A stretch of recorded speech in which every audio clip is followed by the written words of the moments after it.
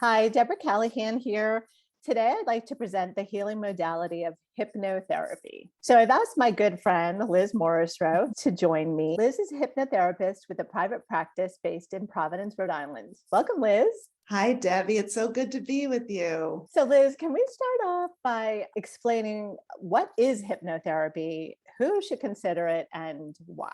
Of course. Hypnotherapy is the process of using hypnosis. Hypnosis, for people who don't know, is tapping into your subconscious mind to make lasting and positive changes. The way that hypnotherapists go about doing this is we relax people. They come into our office or by Zoom. We relax them. And then sort of in front of everybody's conscious mind is this little soldier. And that soldier is protecting you. And so what we do is we sort of bypass that soldier through relaxation and get into and tap into your subconscious mind, which is where a lot of your beliefs, your long-term emotions, your habits, all of that stuff resides there. So once we can tap into your subconscious mind, we can achieve whatever goal you've set for yourself. How do you relax them?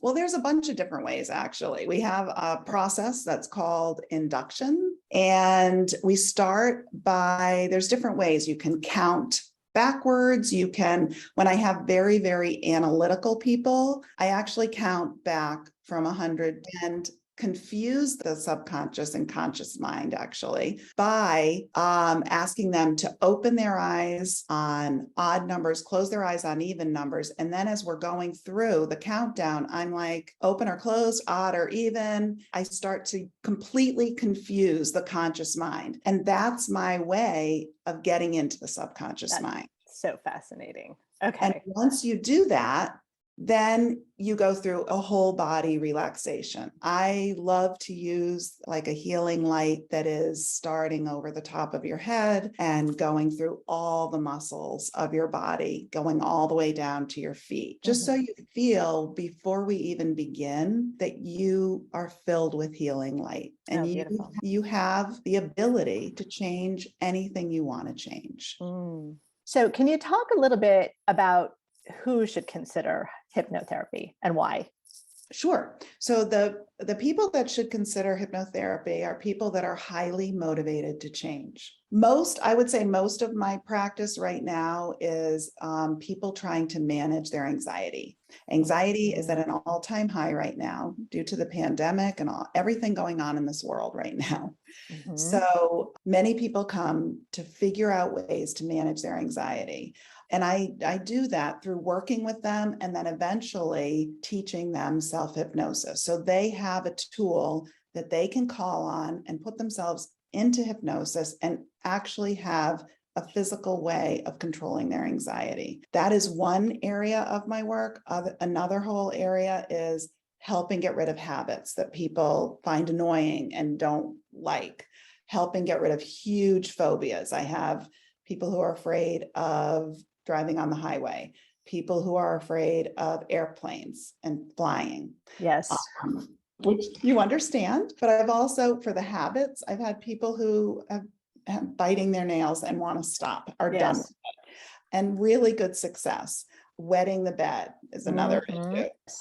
That really good success. So it's habits, phobias, anxiety, and then it's trauma. Beautiful. It's really, really interesting. When people come into my office, the same questions come again and again and again. So I wanted to go over those with people just because I think there's a lot of myths out there about hypnosis and about hypnotherapy. One of the myths is that you can get stuck in hypnosis. Every client that comes in and sits down says, do you have the ability to get me stuck in hypnosis? And I obviously have not any of that power. Right. You cannot get stuck in hypnosis. You will either wake up or fall asleep. Those are the only two options. Any point during a hypnotherapy session, you can pull yourself out of hypnosis just by counting from 1 to 5. You have that control and that ability. Another thing that people bring up is, am I going to lose control? You have complete control over the entire hypnotherapy session. You will never do anything against your ethics or your belief system ever. Mhm. So I think that's really important for people to know. Also, what does hypnotherapy feel like? And that's really interesting because it's very different for different people. Some people say it feels like a daydream. Other people say it feels like a meditation or a prayer. Mhm. Some people have tingling in their limbs. Some people have heaviness in their limbs. But every time I bring somebody out of hypnosis, the one thing that all of my clients say is it's so relaxing. Yes, That's the one common thread. I would agree.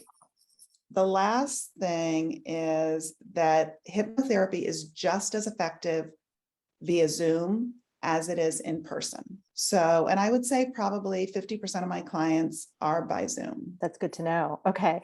So what led you to this practice? Yeah, it's really interesting. I actually, 3 years ago, I went through a big move. My husband accepted a job in Providence. We had lived in Connecticut for a long time. And so we moved to Providence. And in doing that, I really went through a difficult time, a transition away from my favorite church, all of my dear friends. I had a business. I sort of left everything and came to Rhode Island and really went through a very difficult time full of negative self-talk and soul searching. My sister actually said to me, have you tried hypnosis? And I was like, no, but I'm willing to try anything. I had 2 sessions with this woman who is actually one of my mentors now, and the negative self-talk completely disappeared, completely. Wow. In fact, one day, one thing that she had actually put into my subconscious mind was when any negative thought appeared in my mind, that a stop sign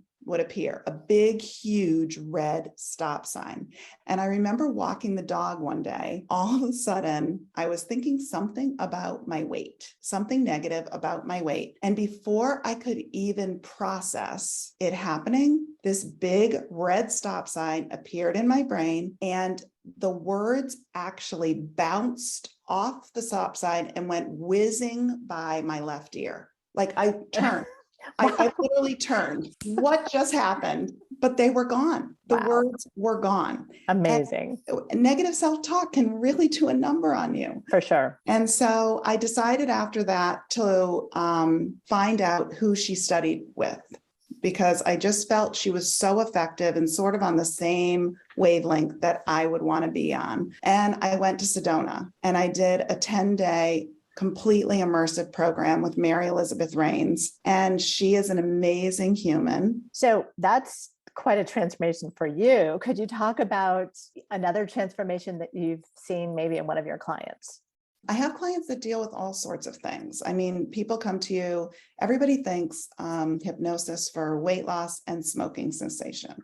Mhm. I have had a number of clients for weight loss, a lot of stress and anxiety, many around trauma. This one specific client was a woman in her late 50s, came to me for 2 reasons. She wanted to lose weight. She wanted to lose 25 pounds. And she wanted to get rid of the negative self-talk. She had seen my website. And so when she heard about my journey, she was drawn to it because of the negative self-talk. She had been in a very abusive, emotionally abusive marriage and was divorced now and wanted to move on. We started hypnosis. And one thing, you really have to interview the client in terms of what their goals are. Like their goals have to be, specific, and you want to use their wording because their words are going to resonate more with them. Right. And also, you have to make sure that they are highly motivated, that they are the one that want the change. I have had a number of people that I've had to turn away that have come to me for weight loss or anxiety. And when you start interviewing the person, it's not them that wants the change. It's people in their lives telling them they want them to change.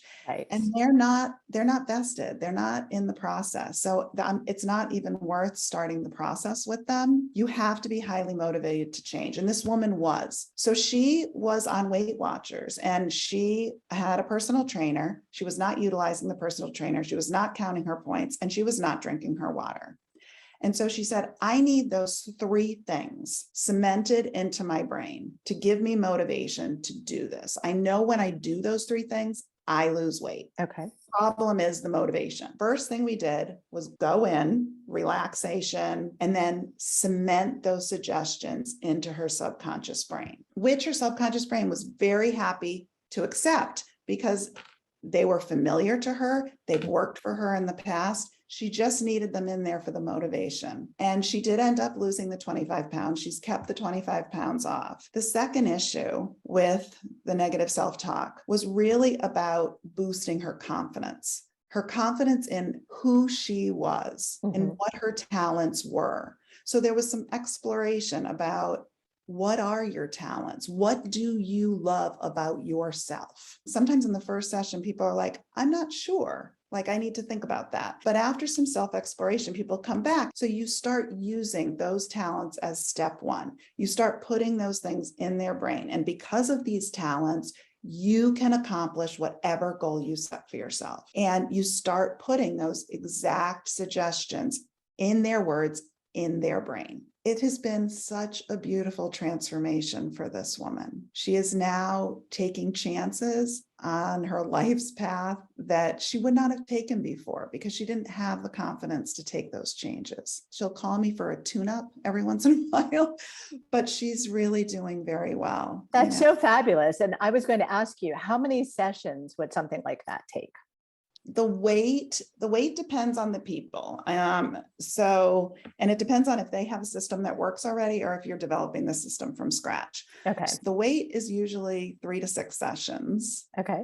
With her, I think it was even just 2 or 3 sessions because she really knew how to do it. And then the confidence issue took a little longer because it was changing her mentality. So I think all in all, it was 2 to 3 sessions for her weight, and then 3 or 4 sessions on the confidence. And I was doing both in some of the sessions. I mean, that's amazing because some people can go to traditional psychotherapy for years and years and years and not see the results that you're seeing. And because I've known you for so long, I can tell anybody interested that you are truly a person who would only do this work if you were able to witness powerful healing results. So for people who think this is something really out there, what would you say to them? I would say that this is science and it really works. So do some research. My whole background is in business. My bachelor's degree and master's degree are both in business. And most of my life was spent working in business. I have the analytical, concrete mind. When I was doing a lot of research about what are the best healing modalities out there that work and fit with my personality, this was the key. Do you find that people come to you as a first resort or a last resort? That's really interesting. Usually people walk in and they're like, I've tried everything. And I mean, some of these things are great to have in your toolbox. They're not necessarily going to create lasting change to make things better. And I want to just leave you with one interesting thing that I do with all of my clients that all of your viewers should start doing on their own. We were given this gift that we get. I mean, you go in and out of hypnosis all day long. A really good example is when you're driving somewhere that you drive all the time and you get there and you don't remember driving there. That's hypnosis. Or when you get into like a really good movie and you're like so into the movie, you're crying, you lose yourself in the movie. That's hypnosis. So people go in and out of hypnosis all day long. We are given 2 opportunities each day. They're like hypnotic moments. And it's when you're lying in bed and you first wake up, like that, that lovely feeling, like not by an alarm going off, but by waking up naturally. That like first few seconds there is a hypnotic moment, not right when you get in bed, but right as you feel yourself going off to sleep. That's a hypnotic moment. So you should take, and I call it mantras, and your mantra is 3 quick statements, like whatever you're working on, like with my self-confidence people, with my confidence people, I'm like, I am powerful. I am in control. I am confident. So they wake up every morning saying those 3 statements. So those statements are starting their day and literally staying in their mind all night long. Because you're thinking and dreaming, your subconscious mind is thinking and dreaming about what you put in it right before you go to sleep. Yes, absolutely. So it's like a little gift that God gave us, having those moments and using those moments to create whatever change you want to create in your life. So that's my little tidbit for your viewers. So for anybody listening, how can people work with you if they're interested? So I have a website. It's riverwalkhypno.com. My email is riverwalkhypno@gmail.com, or you can call me. I am on TikTok and Instagram. My kids have really pushed me to do this. So that's at riverwalkhypno. Beautiful. Thank you so much, Liz, for this chat today. It's been so helpful. Oh, you're so welcome. And thank you for thinking of me. Take care. Take care.